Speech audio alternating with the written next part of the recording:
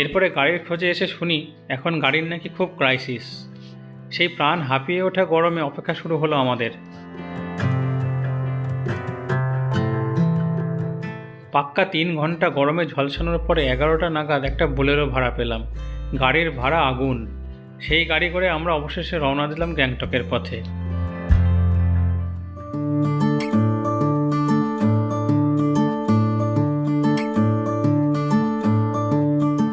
শহর পেরিয়ে সেবক রোড ধরে আমাদের গাড়ি চলতে লাগলো মহানন্দা ওয়াইল্ড লাইফ স্যাংচুয়ারির বুক চিরে।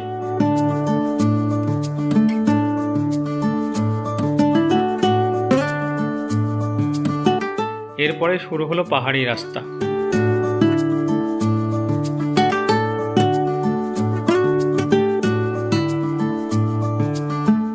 গাড়ি সেই সর্পিল রাস্তা বেয়ে এঁকে বেঁকে উপরে উঠতে শুরু করলো ধীরে ধীরে।